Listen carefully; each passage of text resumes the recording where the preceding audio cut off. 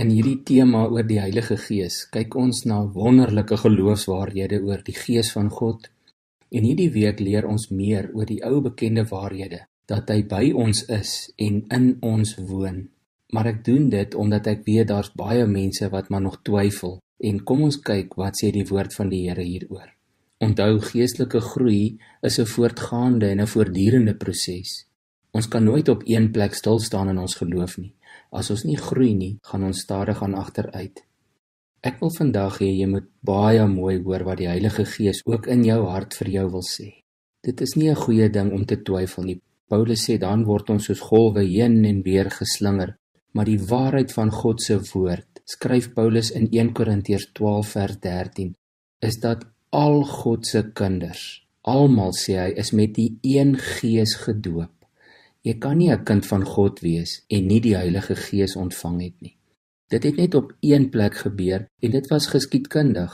Gaan lees maar as jy belangstel in Handelinge 19, toe Paulus op 'n groepie gelowiges afgekom het omtrent 12, wat met Johannes die Doper se doop gedoop was. Dan vra Paulus vir hulle, het julle dan nie die Heilige Gees ontvang toe julle gelowig geword het nie? En hulle antwoord hom, nee, ons het nie gehoor dat die Heilige Gees al gekom het nie. Toe moes hulle met die doop van Jesus Christus gedoop word.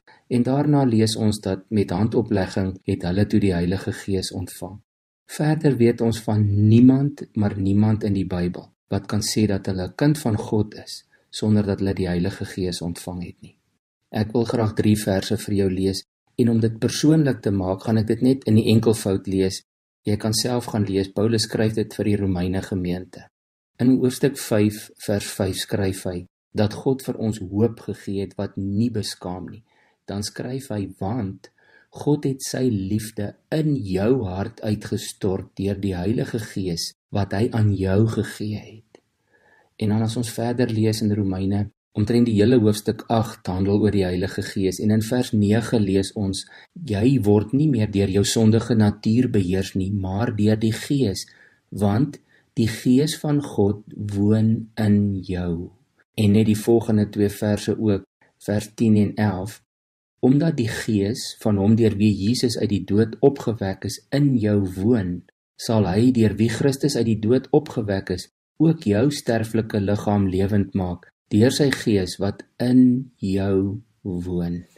Ek wil baie graag hê dat al die kinders van die Here, jy en ek en almal van ons, hierdie waarheid sal omhels, dat God ons so lief het, dat hy ons nie net gered het nie, maar ook sy liefde deur die Heilige Gees in ons harte uitgestort het.